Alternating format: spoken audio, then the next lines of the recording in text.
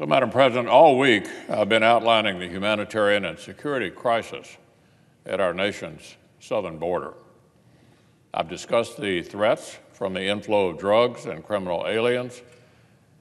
I've shared career border security experts' strong support for physical barriers. And I've cited the empirical data that actually backs them up. But on day 20 of this partial government shutdown, a shutdown being prolonged by my Democratic colleagues' refusal to even come to the table, I thought I might try something different this morning. So I brought a visual aid. The chart behind me, right here, sums up my Democratic colleagues' past and present positions on border security. On the left, over here, you have a border fence made out of steel bollard at the U.S.-Mexico border in Nogales, Arizona. Construction on this upgraded steel slat barrier began back in 2011, at the direction, mind you, of President Obama's Department of Homeland Security.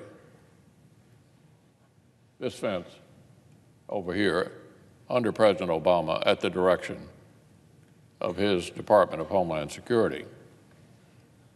Just 5 years prior, Senator Obama joined with then-Senator Hillary Clinton, the current Democratic leader, and several other Democrats when they all voted to authorize 700 miles of physical barriers under the Secure Fence Act of 2006. Now, Madam President, on the right, we have an example of a barrier like those the new Speaker of the House has recently described as immoral. Now, I would defy my colleagues to tell me what the difference is. They're exactly identical. So we went from the Obama administration, when everybody was supporting a wall that looked just like this, to the Trump administration, where now it's immoral. The kind of barrier all of a sudden the Democrats are so opposed to that they want to prolong the partial government shutdown. They'd rather do that than agree to an additional investment of approximately one-tenth of 1% of federal spending. Identical walls, exactly alike. When President Obama was there, they were for it, and President Trump's there, they're not. As I said, it's the same photograph twice, basically. I do that to underscore the point that the Trump administration is requesting funding for the same kinds of physical barriers that the Obama administration was actually proud to build, bragged about it. Fencing with spaced slats that allow visibility made with reinforced steel. They're the same kinds of barriers that Customs and Border Protection experts have told us actually produce real results. You can call them walls, you can call them fences, you can call them steel slats, but what they really are is effective. That's what they are. Call them what you will, they're effective. According to the Government Accountability Office, after the outdated fencing in Nogales was replaced by this particular steel slat structure, the Border Patrol reported a significant drop in violent encounters with illegal immigrants.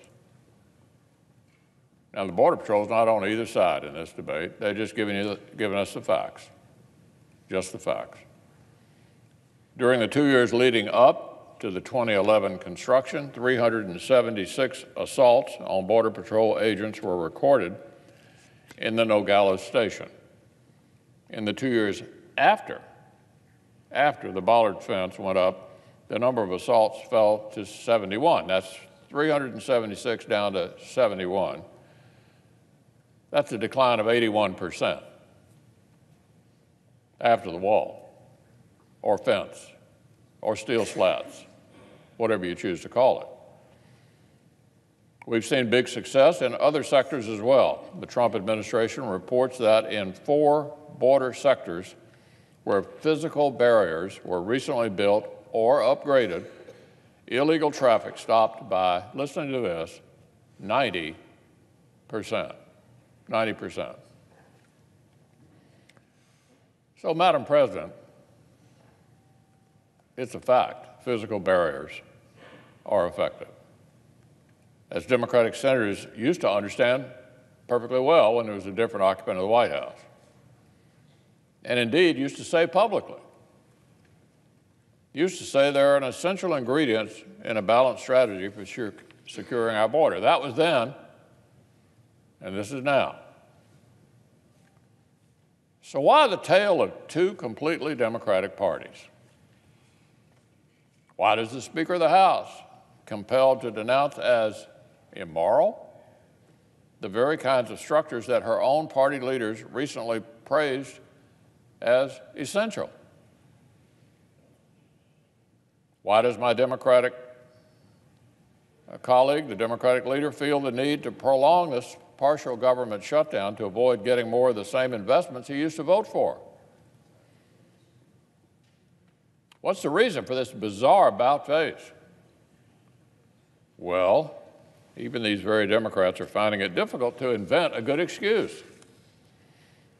On Tuesday, the distinguished House Majority Leader, Mr. Hoyer, was asked by reporters how there is any real daylight between border security construction projects that Democrats have supported in the past and the ones they're now trying to block.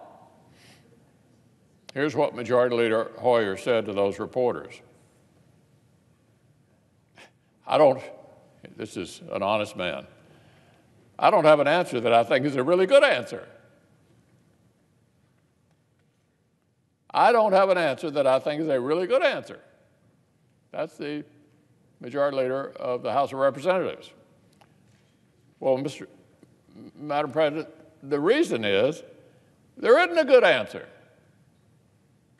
There's no credible answer to this massive flip-flop. So we all know what the real reason is. My Democratic colleagues are operating purely on political spite directed at the President of the United States. Why else would they rather have a partial government shutdown drag on for nearly 3 weeks than get more of what they used to vote for and brag about? Why else would they plug their ears and refuse to listen to the experts out on the ground who do this kind of work?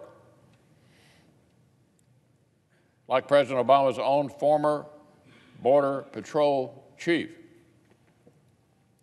who stated just days ago, and this is a direct quote, I cannot think, this is the Border Patrol chief under President Obama.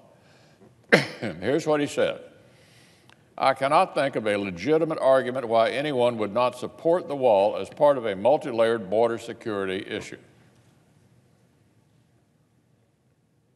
So remember, Madam President, the proposal we're talking about today would represent 1/10 of 1% of federal spending for this year, 1,000th. So with a straight face, Democrats are trying to convince the country that the federal government simply cannot reopen, that they simply cannot negotiate with the president, because the sky would come crashing down if we invest 1,000th of federal spending in proven border security solutions.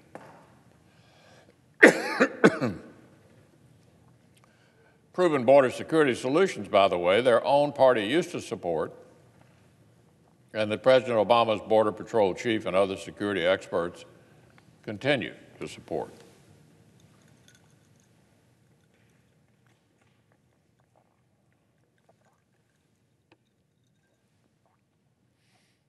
So let's call it what it is. A flip-flop that is not based on principle or on evidence, but solely on the fact that President Trump is the occupant of the White House. So Republicans support the president's common sense requests. The experts on the ground who actually risk their own safety to secure our nation, they support it. Even the 2006 versions of President Obama, Secretary Clinton, and the Democratic leader supported it. But today's Democrats now say the same fencing and barriers that were A-OK when President Obama was in the White House are now immoral. Immoral, because President Trump is the one making the request. This, Madam President, is not how you make serious policy. Partisan tantrums are no way to govern. My Democratic colleagues need to get serious about their responsibilities, seek treatment for their brand new partisan allergy, seek some treatment for their brand new party allergy to border security. Sit down with the president, negotiate a solution that works for everyone. That, Madam President, is the only way to move the country forward.